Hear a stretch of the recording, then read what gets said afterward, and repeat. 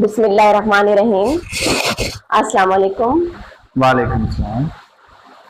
वैसे तो आप डेली बेस पर अपने बच्चों के लिए, स्टूडेंट्स के लिए लेक्चर तैयार करते हैं, लेकिन आज जो है कुछ स्टूडेंट्स की स्पेशल रिक्वेस्ट है कि सर कुछ उनके ऐसे कोई क्वेश्चंस हैं जो आपसे क्लियर करवाना चाहते हैं, तो क्या आप उनको क्लियर कर देंगे? मैं इंशाल्लाह कोशिश करूंगा कि मैं उन तमाम सवालों के जवाब दूं।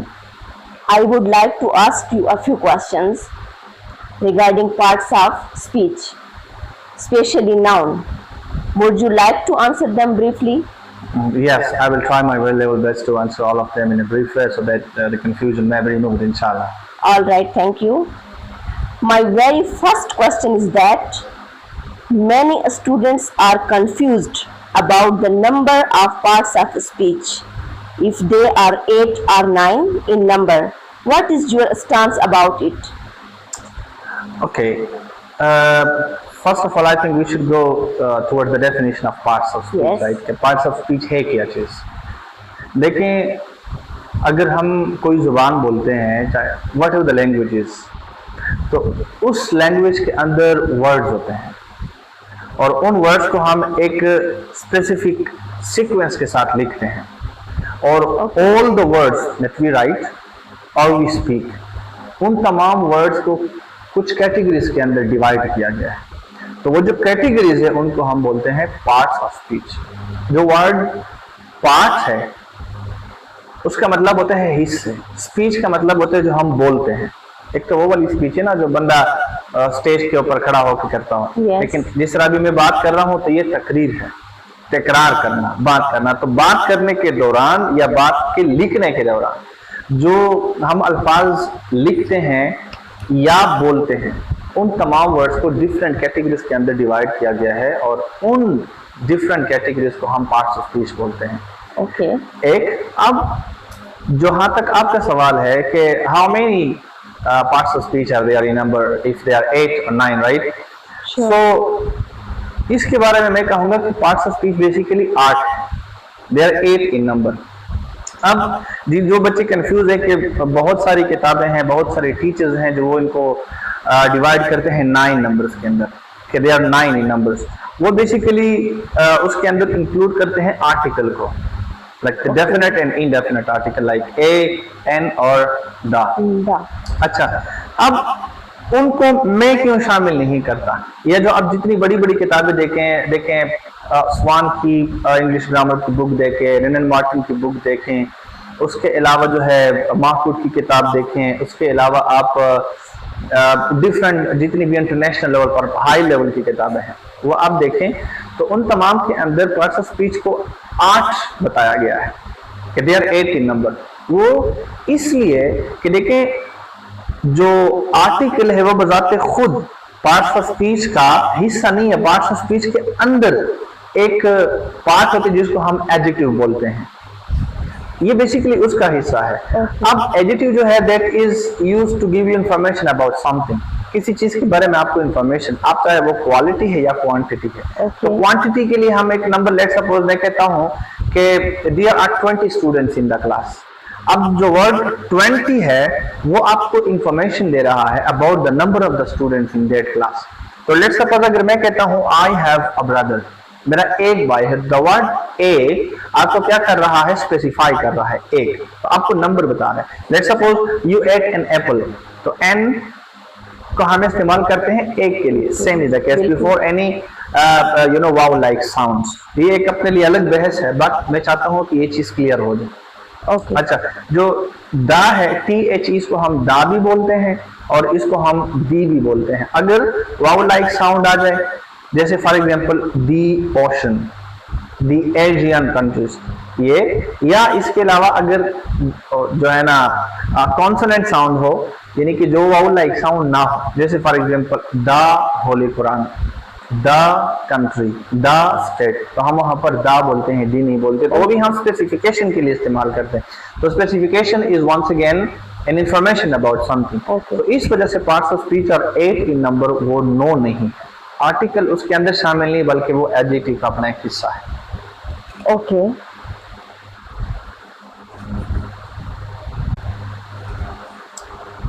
Okay, question number 2 is, many teachers and books define every part of a speech in a longer and difficult way.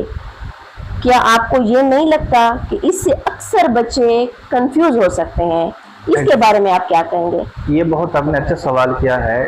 बहुत सारी दफ़ा अगर आप लेक्चर सुनेंगे या बच्चे सुनेंगे मेरे लेक्चर्स, तो उन तकरीबन हर लेक्चर के अंदर मैं एक ही बात करता हूँ कि मैं हमेशा टीचर से भी कहता हूँ, स्टूडेंट से भी कहता हूँ, टीचर से मैं मुखातिब हूँ कि आप हमेशा बच्चों को चीज़ों को मुश्किल बना के पेश ना करें उनके सामने, बल्कि आप ये करें कि आप बच्चों के लिए चीज़ों को आसान बना के पेश करें। जैसे लेट सपोज हम अब बात करते हैं नाउन की, तो बहुत सारी जब हम किताबें पढ़ते हैं तो वो कहते हैं कि a noun is a word in a sentence which is denoted to be the name of a person, a thing, or animal, etc., etc. Then the word will be going, the word will be called noun. तो ये बहुत मुश्किल चीजें हैं, तो मैं कहता हूँ कि आप उनको आसान बना के पेश करें। क्योंकि आप कहें every noun is a name. अब एवरी नाउन के अंदर आपका जो है ना, कोई पर्सन भी आ रहा है, कोई आपकी चीज भी आ रही है, कोई आपकी जगह भी आ रही है, कोई आपका आइडिया भी आ रहा है। So the name of anything और every name is a noun. For example, in other word you can say the name of person, thing और प्लेस। ये भी लंबी सी बात होती है। अब बच्चों को आइडिया दे, बच्चों को रखे ना लगवाएं। आप कहें कि कोई भी नाम हो। अब मेरे सामने ये काउंटर पड़ा है, मेरे सामने ये घड़ियाल पड़ा है, ये कैमरा लगा हुआ है, तो each and every single thing, मैं इंसान बेटा हूं, आप इंसान हैं, सोफे पड़े हुए हैं, तो each and every single thing that you can see, each and every single thing around you has its own name. तो उस नेम को हम नाउन बोलते हैं। मैं हमेशा कहता हूं कि बच्चों को कंफ्यूज ना करें, बल्कि उनके लिए चीजों को आसान बना के पेश करें। वाह, बेहतरीन। आपने वाकई बहुत ही आसान तरीके से समझाने की कोशिश की है।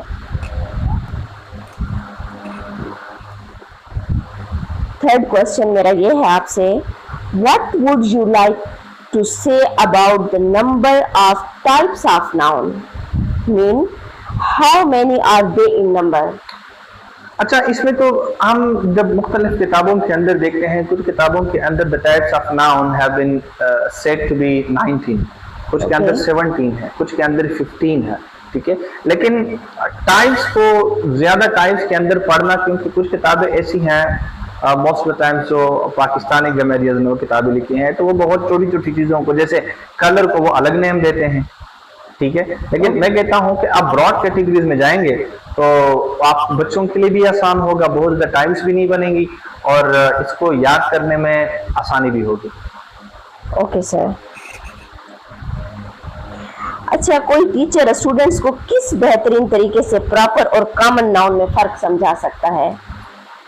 आपका सवाल है कि प्रॉपर और कॉमन नाउन्स के अंदर सही तरीके से बच्चों को हम कैसे फर्क समझा सकते हैं, डिफरेंशिएशन कैसे समझाएंगे हम? अच्छा, इनके अंदर बात यह है कि देखिए, प्रॉपर लफ्ज से भी जाहिर है, प्रॉपर का मतलब होता है खास। अब the proper noun is basically the name of a person, the name of a thing, the name of a place or any idea etc. which cannot be called by any other word, by any other name. कैसे? Let's suppose मेरा नाम है फरजान। अब आप मेरे सामने बैठ के मुझे आवाज दें फरजान, या पीछे से भी कोई बंदा आवाज देगा तो मैं फौरन देखूंगा, क्योंकि फरजान मेरा अपना खास नाम है, this is my proper noun. लेकिन अगर कोई बंदा पीछे से आवाज लगाएगा आसिफ आसिफ, मैं सीधा चलता जाऊंगा, मैं उसकी तरफ तवज्जो नहीं दूंगा। The thing is, the reason behind that is, Asif is not my own name, that is not my proper name, right? तो proper name हमेशा उस नाम को कहा जाता है जो किसी जगह का, किसी आइडिया का, किसी चीज का, या किसी जो है ना पर्सन का अपना एक खास नाम होता है, तो उसको हम बोलते हैं प्रॉपर नाम। जैसे मैं कहता हूं Pakistan, so Pakistan is a country. अब पाकिस्तान एक स्पेसिफिक नाउन है, लेकिन पाकिस्तान को हम कंट्री कह सकते हैं, हम इंडिया को भी कंट्री कह सकते हैं। So India and Pakistan, both of them are proper nouns, but we can use the word countries for both of them, that India is a country and Pakistan is a country as well, right. तो country जो है वो एक common noun है। Common noun का मतलब वो एक आम नाम होता है जो हर चीज के ऊपर अप्लाई होता है। But there is another point, वो ये है कि जब हम किसी चीज को मतलब कैटेगराइज करते हैं, लेकिन मैं कहता हूं I am a teacher and you are a teacher as well, तो आपका अपना अलग नाम है, मेरा अपना अलग नाम है, तो ये जो अलग अलग नाम है they are proper nouns, but you are a teacher and I am a teacher, तो हम दोनों चूंकि एक ही कैटेगरी से ताल्लुक रखते हैं, टीचर्स की कैटेगरी से, तो इस वजह से हम दोनों को टीचर्स कहा जाता है। Sure. ये जिसके ऊपर मैं बैठा हूं, एक है सोफा, एक सिंगल सोफा है, तो सोफा तो दोनों को कहा जाता है, Sure. But both of them are different. तो सोफा जो है वो एक कॉमन नाउन है। ऐसे जो है हम बोलते हैं बॉय, अब Asif is a boy and Ahmad is a boy as well, but both of them have their own different nouns, their names like they are proper noun like a and Asif and Ahmad, but boy is a common noun. इसके अंदर एक दूसरा भी मैं आपको point बताऊं कि आप जब भी कोई भी प्रॉपर नाउन लिखते हैं, किसी जगह का नाम हो, किसी चीज का नाम हो, किसी शख्स का नाम हो, किसी आइडिया का नाम हो, तो उसका जो फर्स्ट लेटर होगा उसको हमेशा हम कैपिटलाइज करेंगे। देखिए मैं लिखता हूं पाकिस्तान, तो पाकिस्तान में पी का कैपिटल होना जरूरी है। अगर हम पी को स्मॉल लिखेंगे लफ्ज तो पाकिस्तान होगा, बट ये आपकी एक मिस्टेक काउंट की जाती है। एक ये है। चौथा पॉइंट इसके अंदर एक और भी है, और वो क्या है, वो ये है कि हम most of the times students को पता नहीं चलता, हम किसी जो है ना प्रॉपर नाउन को एज ए कॉमन भी इस्तेमाल करते हैं, लेकिन उससे पहले हम दा लगाते हैं। फॉर एग्जाम्पल मैं कहता हूं he is the Luqman of his age. अब लुकमान हकीम जो है ना अपनी अक्ल के लिए, अपनी हिकमत के लिए मशहूर थे, sure. तो हम कहते हैं लुकमान। तो इसका मतलब ये नहीं है कि मैं ही इज द लुकमान। वैसे नॉर्मली हम जो है ना प्रॉपर या स्पेसिफिक नाउन से या स्पेशल नाउन से पहले दा नहीं लगाते हैं, बट अगर इसी को हम लगाते हैं एज अ कॉमन नाउन, तो उससे पहले हम जो है ना आर्टिकल दा लगाते हैं, ताकि पता चले कि ये है तो प्रॉपर नाउन। उसको भी हम कैपिटलाइज ही करेंगे first letter, but the thing is कि वो जो है ना उसको हम इस्तेमाल करते हैं as a common noun. For example he is the Shakespeare of English.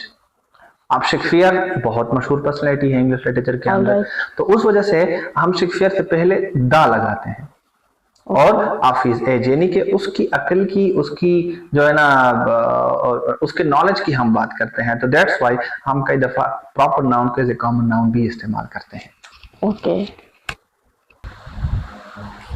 Okay, हमारा नेक्स्ट क्वेश्चन मेरा आपसे ये है, and how can one differentiate clearly between collective and plural noun?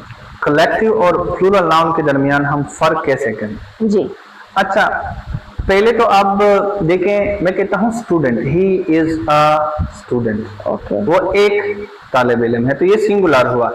अब इसको हम कहते हैं ही दे आर स्टूडेंट्स, तो स्टूडेंट्स हम लगाएंगे, इसका मतलब क्या है, ये plural, more than one. Yes, more than one. अच्छा, हम प्लूरल को डिफरेंट तरीकों से बनाते हैं, डिफरेंट तरीकों से। कई दफा हम एस लगाते हैं, जैसे स्टूडेंट के बाद हमने स्टूडेंट्स लगाया, ठीक है। कई दफा हम ईएस लगाते हैं, कई दफा हम सिर्फ जो है ना आईईएस लगा लेते हैं, जैसे मंकी की हम बात करते हैं या हॉकी की बात करते हैं, तो वाई हटाकर हम आईईएस लगा लेते हैं। जैसे हम कोई ऐसा नाउन हो, जैसे लेट सपोज हम जिसके बाद हो ओ, लाइक मैंगो, तो उसके बाद हम ईएस लगाते हैं। बहुत सारी दफा इसके अंदर हम सिर्फ एस भी लगाते हैं, लेकिन उसके पीछे रीजन ये है कि वो किसी और जुबान से डिराइव्ड वर्ड होते हैं। एक ये प्लूरल। दूसरा है कलेक्टिव। कलेक्टिव वाला किस चीज को कहते हैं? देखिए, हमारे सामने कई दफा एक किसी चीज की, किसी इंसानों का, किसी जो है ना जानवरों का जो एक ग्रुप होता है। अब उस ग्रुप के अंदर हर बंदे का या हर चीज का अपना अपना एक नाम तो है। लेट सपोज, मैंने आपको थोड़ी देर पहले एग्जांपल दी है, there are 20 boys in the class. अब 20 boys जो है in the class, each and every single boy in the class has his own name, specific name की बात कर रहे हैं आप, लेकिन सबको हम स्टूडेंट्स कहते हैं। बट इन तमाम लोगों को जो हम सिर्फ एक लफ्ज कहकर पुकारेंगे तो हम बोलेंगे दैट इज अ क्लास। अब द वर्ड क्लास जो है वो कलेक्टिव नाउन है। देखिए, जैसे हम बोलते हैं स्कूल के अंदर बहुत सारी क्लासेस इकट्ठी हो जाती हैं। अब क्लास सिंगुलर, क्लासेस ईएस का हमने इजाफा किया, प्लूरल बन गया। लेकिन इन तमाम क्लासेस को जब हम इकट्ठा करते हैं तो फिर मॉर्निंग में असेंबली होती है। तो assembly is a collective noun of different classes. जैसे हम बोलते हैं अ बंच ऑफ ग्रेप्स, तो अब ये बहुत सारे ग्रेप्स हैं, उनको हमने एक गिरोह के अंदर एक ग्रुप बनाकर इकट्ठा किया और उन सबको हम एक ही नाम दे रहे हैं, तो हम बोलते हैं कि एक कलेक्टिव नाउन है। जैसे आप सोल्जर्स की बात करें, ऑफिसर्स की बात करें, तो इन फॉर सपोज आर्मी, तो आर्मी के अंदर ऑफिसर्स भी हैं, सोल्जर्स भी हैं, डिफरेंट जो है ना रैंक्स के लोग उसके अंदर रहते हैं, बट इन तमाम को हम एक ही लफ्ज देते हैं, तो हम बोलते हैं army, ARMY। Same is the case with police, same is the case आप उर्दू में बोलते हैं रेवल्ट। तो इस किस्म के जो नाउन होते हैं, जो किसी चीज का एक ग्रुप होता है, लोगों का एक ग्रुप होता है, और या किसी सिटीज का एक ग्रुप होता है। फॉर एग्जाम्पल डॉक्टर्स, तो डॉक्टर्स वो तो फिर हमारे प्लूरल हो गया, लेकिन हम कोई और लफ्ज इस्तेमाल करेंगे जिसके अंदर एक बोर्ड बैठता है, बोर्ड ऑफ डॉक्टर्स। तो बोर्ड क्या हुआ, वो कलेक्टिव नाउन हुआ। डॉक्टर्स क्या हुआ, वो हमारे पास प्लूरल हो गया। ओके, चलते हैं नेक्स्ट क्वेश्चन की तरफ। जी please. My next question is, हम कंक्रीट और मटेरियल नाउन के दरमियान कैसे फर्क को समझ सकते हैं? हम अपने स्टूडेंट्स को कैसे क्लियर करेंगे कंक्रीट नाउन और मटेरियल नाउन को? अच्छा, इन दोनों के अंदर बहुत कम फर्क है, बहुत छोटी सी इसके अंदर वो बात यह है कि एक होता है मटेरियल और एक होता है कंक्रीट। अब मटेरियल जो होता है वो किसी चीज का नाम है। लेट सपोज मैं गोल्ड की बात करूंगा, तो गोल्ड एक ऐसी चीज है which can be made other things of, जिससे आप दूसरी चीजें बनाते हैं, जैसे ऑर्नामेंट्स की हम बात करें, जैसे रिंग। तो गोल्ड जो है वो एक मटेरियल है और रिंग जो है वो एक कंक्रीट नाउन है, क्योंकि कंक्रीट उस नाम को कहा जाता है जो कोई चीज किसी और चीज से बनी हो। जैसे मट्टी की बात करें, क्ले, तो अब हम मट्टी से क्या चीज बनाते हैं, हम मट्टी से बर्तन भी बना सकते हैं। अब मट्टी मटेरियल है, आप उससे कोई ग्लास बना लेते हैं, कोई गुलदान बना लेते हैं, ऑलराइट, हम ईंटें बनाते हैं। तो ये जो चीजें हैं ये कंक्रीट नाउन्स हैं। इन अदर वर्ड्स, कंक्रीट को हम कुछ और तरीके से भी डिफाइन कर सकते हैं। कंक्रीट हर उस चीज को कहा जाता है जिसको आप मालूम कर सकते हैं, which can be perceived through your 5 senses, जो अपने हवा से हमसा के जरिए आप उसको महसूस कर सकते हैं, या उसको टच कर सकते हैं, उसको देख सकते हैं, उसको सुन सकते हैं, उसको सूंघ सकते हैं, या उसको टेस्ट कर सकते हैं। तो इसको भी हम कंक्रीट नाउन कहते हैं। बट जो है ना, इसकी जो बेसिक डेफिनेशन है वो ये है, इस वजह से बच्चे इसके अंदर कंफ्यूज हो जाते हैं कि मटेरियल किसी चीज का नाम जिससे दूसरी चीजें बनती है। जो मटेरियल से कोई और चीज बने, जैसे ये टेबल है, ये शीशा, ये भी किसी चीज से बना है, तो ये ग्लास जो है that is a concrete noun. और ये ग्लास जिस चीज से बना है, ये शीशा, उसको हम मटेरियल बोलते हैं। Okay, all right. My next question is very important. Abstract noun के बारे में कई स्टूडेंट फंस जाते हैं। मैं चाहती हूँ कि आप इनकी कंफ्यूजन को खत्म करें और एब्स्ट्रैक्ट नाउन को क्लियर करें। अच्छा, एब्स्ट्रैक्ट नाउन के अंदर बहुत सारे बच्चे अक्सर दफा कंफ्यूज इसलिए होते हैं कि उनको पता नहीं होता। अब थोड़ी देर पहले एक बात की मैंने कंक्रीट नाउन के बारे में, which can be perceived through your 5 senses. Yes. Yeah? अच्छा, अब abstract noun is extremely opposite to concrete. Abstract noun is the name of something. ये कोई आइडिया भी हो सकता है, कोई ऐसी चीज हो सकती है जिसको आप 5 सेंसेस के थ्रू मालूम नहीं कर सकते। लाइक उसको आप देख भी नहीं सकते, उसको आप सुन भी नहीं सकते, सूंघ भी नहीं सकते, उसको आप टच भी नहीं कर सकते, या स्मेल भी जो है टेस्ट भी नहीं कर सकते। तो हर उस नाउन को, जैसे मैं कहता हूं लव, अब the word love is the name of something, that is the name of an idea, that is the name of something which you can only think about, जिसके बारे में आप सिर्फ सोच सकते हैं, उसको देख नहीं सकते। 5 senses, have you ever seen love?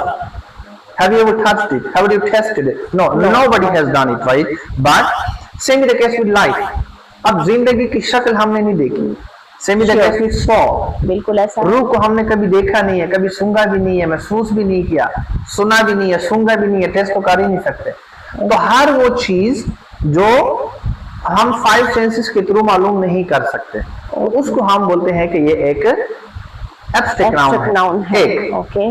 इसके अब हम एब्स्ट्रैक्ट नाउन्स को बनाते कैसे हैं? एब्स्ट्रैक्ट नाउन्स को हम किसी आइडिया का नाम है, किसी चीज का नाम है, किसी एज फॉर एग्जांपल का नाम है। आप देखें, हम वो जो हमारे अपने नाउन्स होते हैं, हम किसी भी चीज को देते हैं।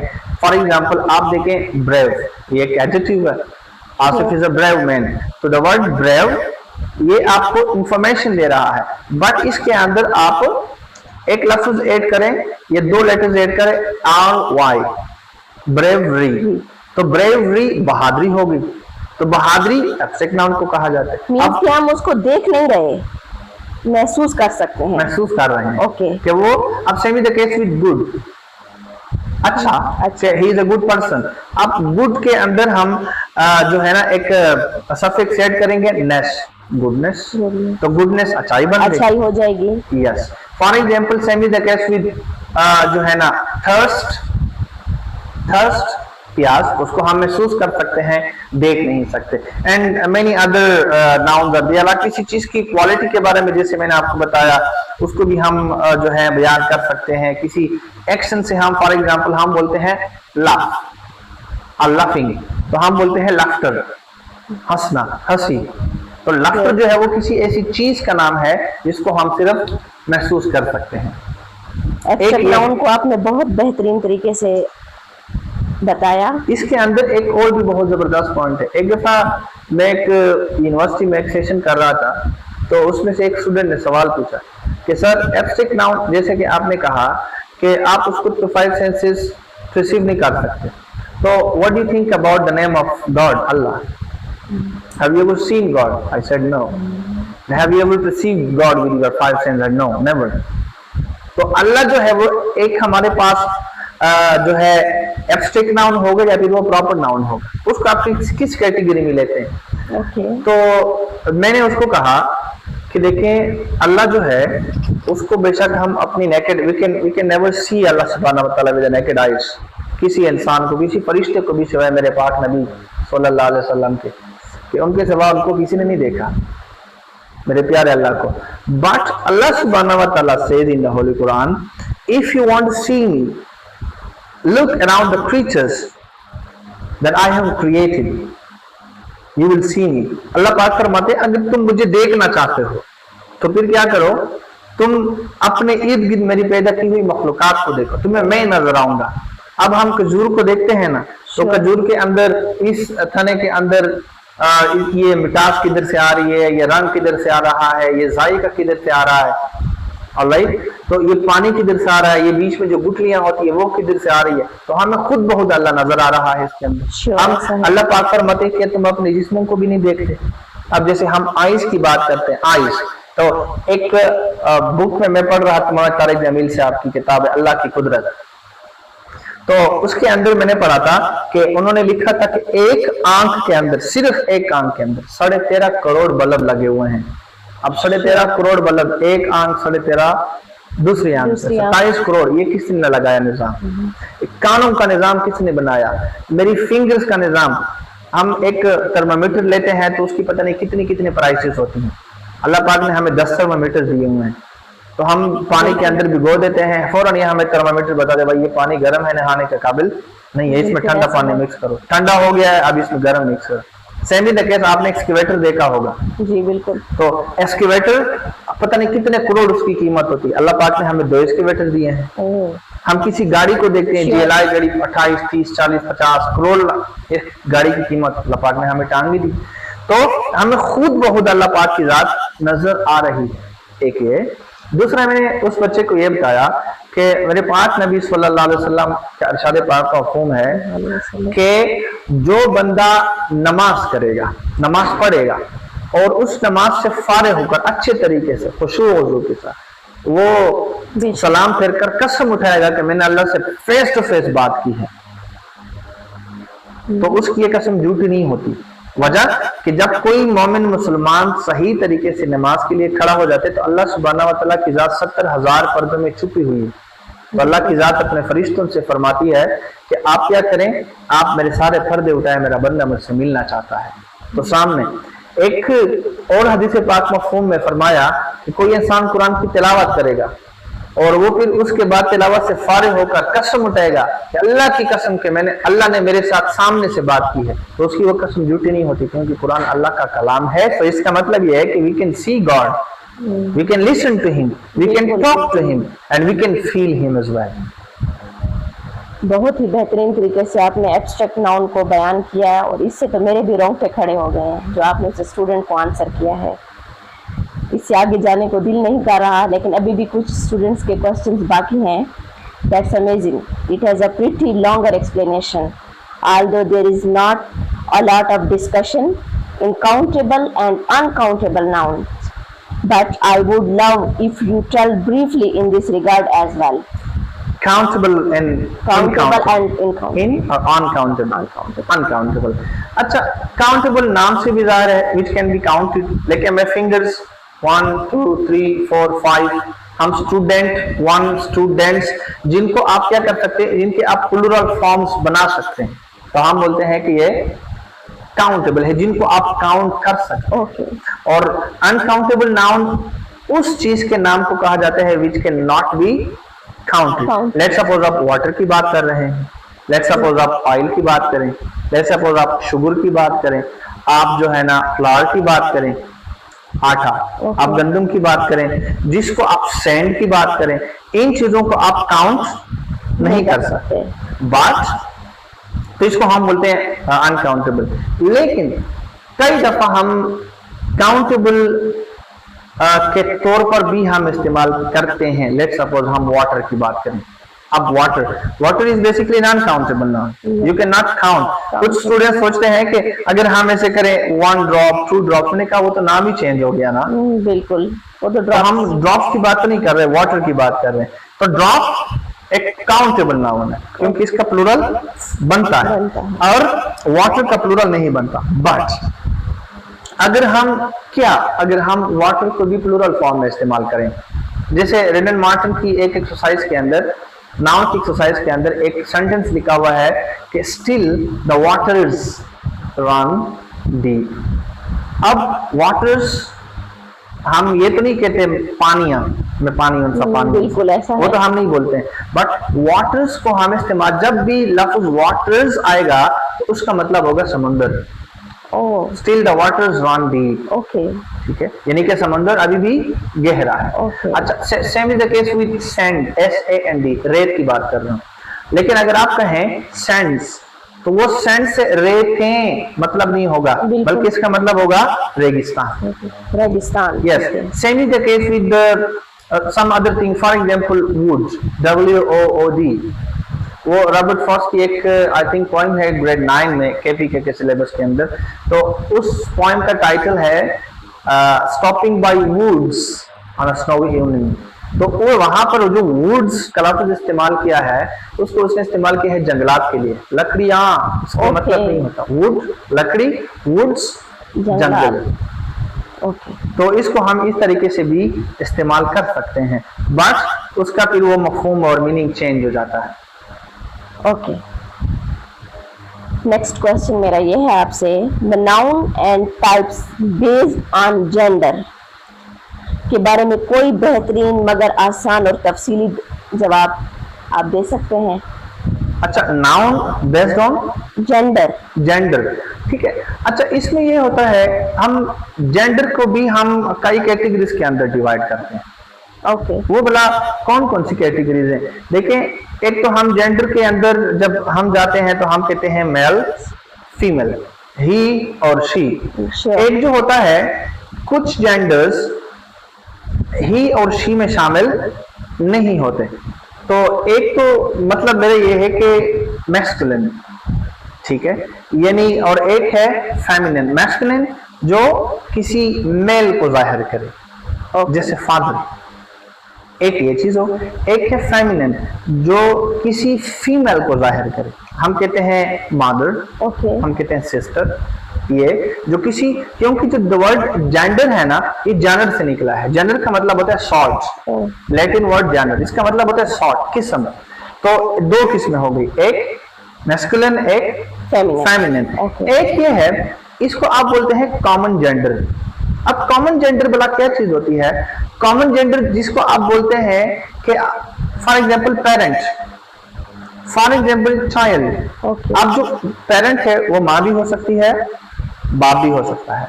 चाइल्ड बच्चा भी हो सकता है, बच्ची भी हो सकती है, राइट। और एक को हम बोलते हैं न्यूट्रल जेंडर, NEUTER। अब न्यूट्रल जेंडर का मतलब ये होता है कि वो ऐसी चीजों के नाम होते हैं जिनकी लाइफ नहीं होती, मतलब जो जीरो चीजें नहीं होती, जो लिविंग चीजें नहीं होती, they are non living, like book. लेकिन बुक को हम, जैसे अगर आप उर्दू में जाएंगे तो हम कहते हैं ये मेरी किताब है, मेरी किताब। आप देखें, दरवाजे की बात करें, ये घर का दरवाजा है, तो दरवाजे को आप मेल के तौर पर लेते हैं, किताब को आप फीमेल के तौर पर लेते हैं। तो एक कोई ऐसी चीज जो जीरो ना हो, जो लिविंग थिंग ना हो, तो उसको हम बोलते हैं कि ये न्यूट्रल जेंडर है, न्यूट्रल, जो आप उसको दे देते हैं।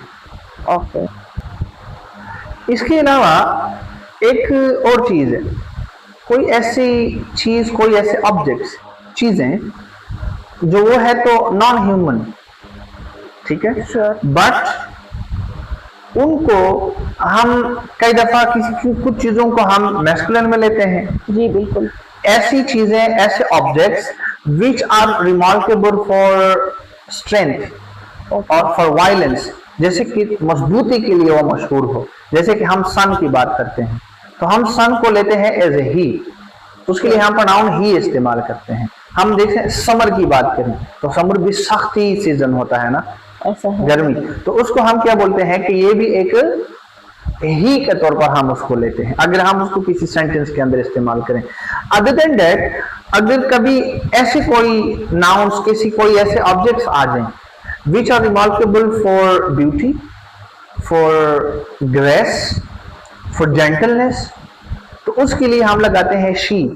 कैसे? फॉर एग्जाम्पल मून को देखें, अब मून खूबसूरती के लिए बिल्कुल ऐसा मशहूर है, तो हम बोलते हैं कि लेट्स सपोज एक सेंटेंस, एक नज़म के अंदर से है, इंग्लिश लिटरेचर की एक पोएम है, उसके अंदर से एक मैं आपको लाइन सुनाता हूँ कि the moon has hidden her face in the clouds. अब हर फेस तो हम फीमेल को, लेकिन चूंकि चांद किसके लिए मशहूर है? ब्यूटी के लिए, खूबसूरती के लिए। तो उस वजह से आप स्प्रिंग की बात करें, स्प्रिंग वो भी खूबसूरती के लिए है। तो खूबसूरती के लिए जो, क्योंकि औरत खूबसूरत होती है, बिल्कुल है ऐसा ही है। हाँ, तो औरत जो खूबसूरत, आप खुद को देखें माशाअल्लाह, ऐसा ही। तो जो खूबसूरत है, कोई भी ऐसी चीज तो खूबसूरती के लिए हो, जेंटलनेस के लिए हो, ग्रेस के लिए हो, तो उसके लिए हम इस्तेमाल करते हैं, उसी ऑब्जेक्ट को हम लेते हैं एज ए फेमिनिन। ओके, हमारा नेक्स्ट क्वेश्चन मेरा आपसे ये है, what would you like to say about noun based on number, I mean singular and plural? What are they and do we make plural nouns? How plural nouns are formed in English? That's very detailed question. तो इसका मैं आपको जवाब देना चाहता हूँ, लेकिन ये ज़रा लेंथी से जवाब बन जाएगा, क्योंकि एक तो हमारे पास तकरीबन 6 कुछ ऐसे तरीके हैं जिनके थ्रू हम सिंगुलर से प्लूरल नाउन्स बना सकते हैं। उनमें से जो सबसे फर्स्ट मॉड्यूल है वो सिंपली हम एस ऐड करते हैं, किसी भी सिंगुलर के बाद हम एस, लाइक बॉय, BOY, तो हमें ऐड करेंगे एस, बॉय, जैसे गर्ल्स। तो एक तो बड़ा ये सिंपल तरीका है। और उसके बाद जो है ना, दूसरा हमारे पास ये तरीका होता है कि अगर कोई ऐसा नाउन हो जिसके एंड में एस आए, जिसके एंड में SH आए, जिसके एंड में CH आए, जिसके एंड में O आए, या जिसके एंड में X आए, तो उन नाउन्स के अंदर हम ऐड करते हैं ES। जैसे मैंने S की बात की है ना, तो S से कोई भी ऐसा जो है ना नाउन जिसके बाद हम ES ऐड करेंगे, लेट्स सपोज क्लास की बात करें, CLASS, क्लास। तो ये चूंकि एंड हो रहा है किस पे, एस पे, तो हम ऐड करेंगे ES। Same is the case with for example flush, तो हम उसके अंदर ऐड करते हैं ES। हम क्लैश, ES। ऐसा कोई नाउन जिसके एंड में CH हो, लाइक मैच, मुकाबला, MATCH, ऐड करेंगे क्या चीज, ES।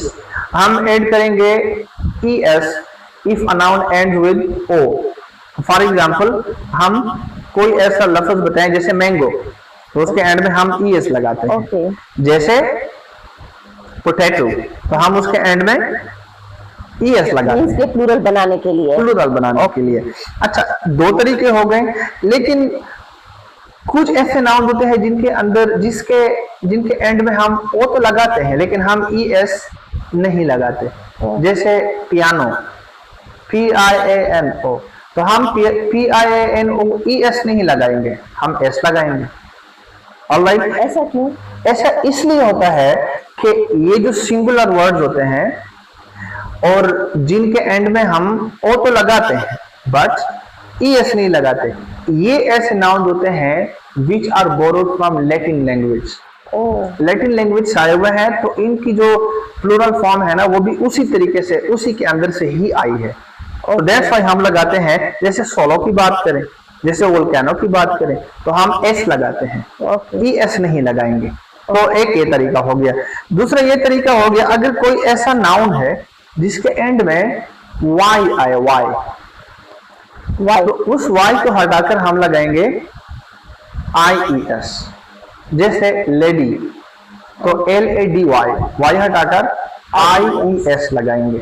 जैसे हम लगाएंगे baby, BABY singular, BABIES, babies. तो ये चीजें होती हैं। लेकिन जिसे सिटी की बात करें, स्टोरी की बात करें, बट कई दफा ऐसी चीज होती है, कई दफा ऐसा नाउन होता है जिसके एंड में Y तो होता है बट उसके साथ हम IES नहीं लगाएंगे। वो क्यों? वो इसलिए, लेट्स सपोज मैं मंकी की बात करूं, MONKEY, तो इस Y से पहले हमारे पास आ रहा है आर्टिकल, सॉरी वावल, AEIOU। तो इनमें से अगर लेट्स सपोज E आए, इनमें से अगर A आए तो उसके बाद I आए, तो तब आप IES नहीं लगाएंगे, तब आप लगाएंगे सिर्फ S। जैसे मंकी, MONKEY, तो हम EYS लगाएंगे, सिर्फ S का इजाफा करेंगे। लेकिन आप बेबी की बात करें तो BABY, Y से पहले कॉन्सोनेंट आ रहा था B, तो उसको हम IES लगाते हैं क्योंकि वो कॉन्सोनेंट है। अगर कोई वावल आए तो उससे पहले हम जो है Y से पहले वावल आए तो हम तब IES बल्कि सिर्फ S का इजाफा करते हैं। एक ये चीज हो गई। ये हमारे पास हो गए 4 तरीके। नेक्स्ट हमारे पास ये है कि अगर कोई ऐसा नाउन हो जिसके एंड में F आए, जैसे थीफ, तो उस F को हम हटाकर VES लगाएंगे, thieves। अच्छा। जैसे वाइफ, WIFE, तो हम FE को हटाकर WIVE, अगर तो हंसे आ रही, WIVES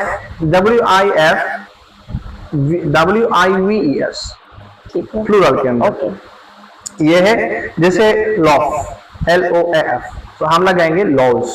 अच्छा, कुछ ऐसे नाउन्स हैं, आज तक शायद जो मेरी नजर से गुजरे हैं वो सिर्फ 4 ही नाउन्स हैं। उसके अंदर ऐसा है कि उसके उन नाउन्स के अंदर चाहे वो F के ही ऊपर खत्म हो रहा हो, विच ends in F only, but आप S भी लगाते हैं या आप VS भी लगाते हैं। जैसे आप स्कार्फ की बात करें तो स्कार्फ और स्कार्व्स या स्कार्फ्स। ये जैसे फॉर एग्जांपल वार्फ या ड्राफ्ट, तो उसके अंदर आप ड्राफ्ट भी लगाते हैं और ड्राउस भी लगाते हैं, वाउस भी लगाते हैं, वाफ भी लगाते हैं। तो एक जो है ना हमारे पास ये तरीका होता है।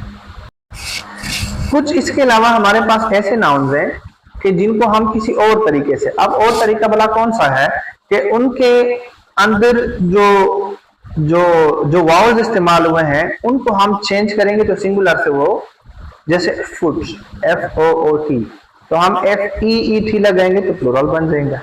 श्योर। ठीक है, इस तरह और भी हमारे पास ऐसी चीजें हैं कि जिनके अंदर हम सिर्फ जो है अंदर के वाउल्स को हम चेंज करेंगे तो फिर वो हमारे पास बनेगा, जैसे मैन, MAN, MEN, जैसे वुमेन, WOMAN वुमेन बोलेंगे, WOMEN वीमेन बोलेंगे। ओ, तो उनके अंदर वाले जो वावल्स हैं, यानी कि उन्हें सिंगुलर से प्लूरल बनाने के लिए उनके अंदर के जो वावल्स हैं उनको हम चेंज करेंगे। हम चेंज करेंगे। ओके।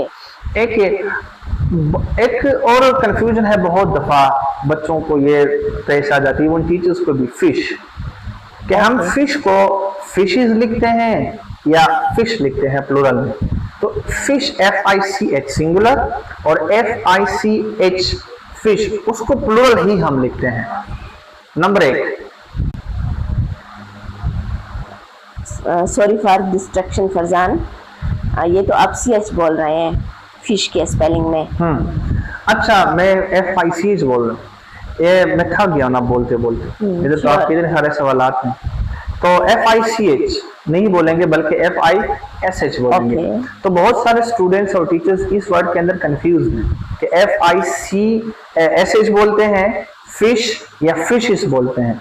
तो इसको मैं खत्म कर दूं कि ये फिश सिंगुलर भी होता है और यही फिश प्लूरल भी होता है। यस, अगर आप यूं कहेंगे फिशेस तो आप फिशेस की डिफरेंट टाइप्स की तरफ इशारा कर रहे हैं, जैसे कि जैसे कि पता नहीं और कितने स्टार फिश वगैरह वगैरह। तो उनके अंदर जो उनकी नस्लें हैं ये। अच्छा, उसके अलावा कुछ ऐसी चीजें होती हैं जो हमेशा पेयर्स में होती हैं, जैसे सीजर। बहुत सारे लोग कहते हैं सीजर, ये सीजर नहीं होता क्योंकि उनके 2 हिस्से होते हैं। तो सीजर्स, राइट, जैसे स्पेक्टेकल्स, जैसे ग्लासेस, तो इनको हम हमेशा के लिए, जैसे ट्राउजर्स, तो ट्राउजर नहीं होता, ट्राउजर्स होता है, क्योंकि 2 यानी कि they are in a kind of a pair, एक जोड़े की सूरत में। मींस के देखने में तो वो चीज हमारे पास सिंगल है लेकिन वो जोड़े की सूरत में है, पेयर की फॉर्म में। एग्जैक्टली, हम उसको प्लूरल लेंगे। ये चीज इसके अंदर है। अच्छा जी, एक हमारे पास ये है।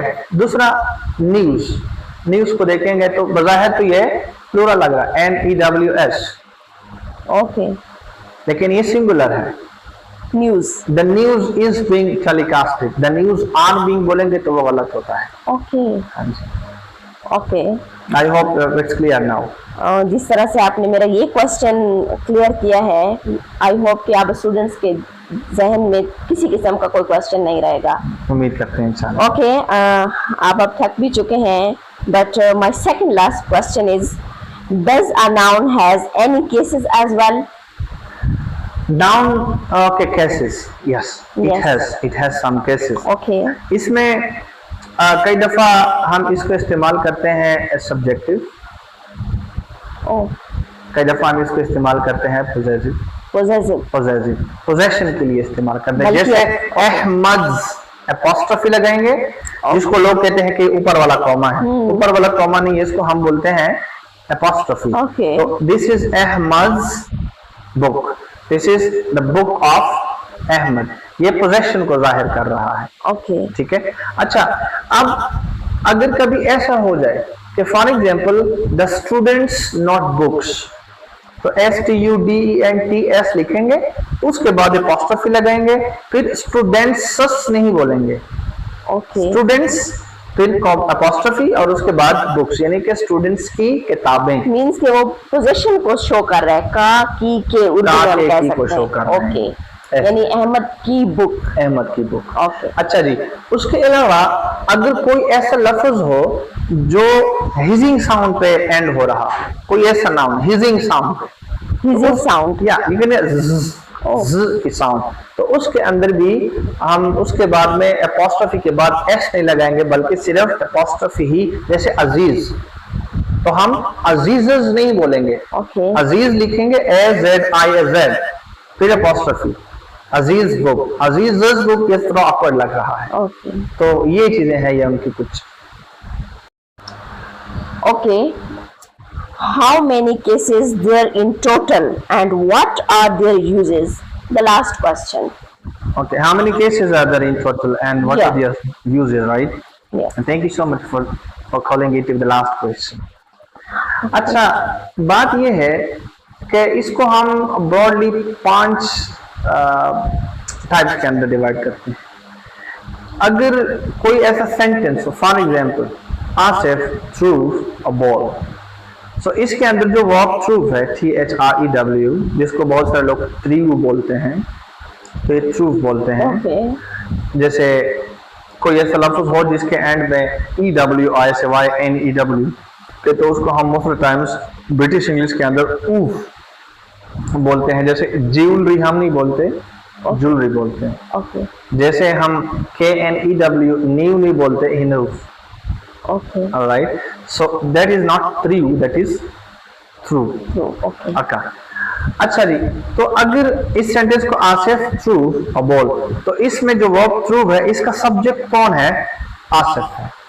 तो अगर कोई ऐसा नाउन हो जो वर्ब से पहले आए, तो उसको हम हमेशा के लिए बोलते हैं कि ये नॉमिनेटिव नाउन है, Noun है. नॉमिनेटिव केस है, Okay.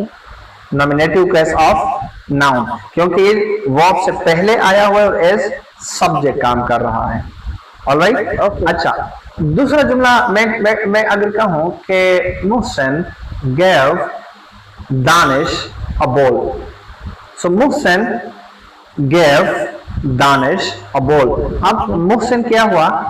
सब्जेक्ट हुआ, क्योंकि वर्ब से पहले आया है, नॉमिनेटिव हुआ, राइट. Okay. अच्छा, गेव के बाद दूसरा नाउन आया, तो दूसरा नाउन दानिश, ये हमारे पास Danish as an object use हुआ, Okay. राइट. अच्छा, for example, Asif broke the window. अब ब्रोक से पहले आसिफ आया, ब्रोक के बाद विंडो आया, तो इस विंडो को भी हम नाउन ही तो बोलते हैं, किसी चीज का ही तो नाम है ना, बट इसको हमने यूज किया है as an object. Okay. As an object use किया, तो उसको हम ऑब्जेक्टिव केस भी बोलते हैं, या इसको हम एक्यूजेटिव केस भी Oh. बोलते हैं. ये इससे पहले दूसरा मैंने जुमला बोला, मुहसिन गेव आसिफ अ बॉल. अब मुहसिन सब्जेक्ट हुआ, गेव वर्ब हुआ, आसिफ क्या हुआ? वो ऑब्जेक्ट हुआ, एंड बॉल वो भी ऑब्जेक्ट हुआ. बट इसके अंदर फर्क है. देखें, हम इन ऑब्जेक्ट्स को डिवाइड करते हैं दो कैटेगरीज में. एक को हम बोलते हैं डायरेक्ट ऑब्जेक्ट, एक को बोलते हैं इनडायरेक्ट ऑब्जेक्ट. डायरेक्ट ऑब्जेक्ट कौन सा है? जो बराह रास्त मुहसिन के एक्शन से उसके ऊपर फर्क पड़ा है, उसके ऊपर असर पड़ा है, जो डिस्टर्ब हुआ है, जो अफेक्ट हुआ है, बॉल. तो Asif gave a ball to Muhsin, या Asif gave Muhsin a ball. तो अब यहाँ पर बॉल जो है वो देखें, उसकी पोजीशन भी चेंज हो रही है. Okay. उसकी वेलोसिटी, स्पीड, या उसकी हर चीज उसके अंदर चेंज हो रही है. यानी कि बराह रास्त मेरे जो देना है, गिविंग, ये एक्शन है. Action. तो इसके ऊपर, इसकी वजह से उसके ऊपर इफेक्ट हो रहा है, वो असर पड़ रहा है. That's why हम उसको बोलते हैं कि एक्शन के बाद रिएक्शन है. वो तो चीज और चीज की तरफ डिस्कशन चली जाएगी. Okay. तो मैं आपको सिंपल जवाब, ताकि बच्चों को सही तरीके से समझ आए, हम बॉल डायरेक्टली इफेक्ट हो रहा है, Okay. तो उसको हम इसलिए बोलते हैं direct object. Asif indirect effect हो रहा है, जैसे उसके हाथ की पोजीशन पहले और थी, और फिर बॉल पकड़ने के बाद पोजीशन और हो गई, इफेक्ट पड़ गया, चेंज हो गई है, तो उसको हम इसलिए बोलते हैं कि इनडायरेक्ट ऑब्जेक्ट. इसके अलावा एक है पोजेसिव, उसके बारे में तो मैंने थोड़ी सी डिस्कशन की भी है. So this is how we can divide noun in cases as well. Okay, thank you so much for giving us your precious time. Thank you. Bye.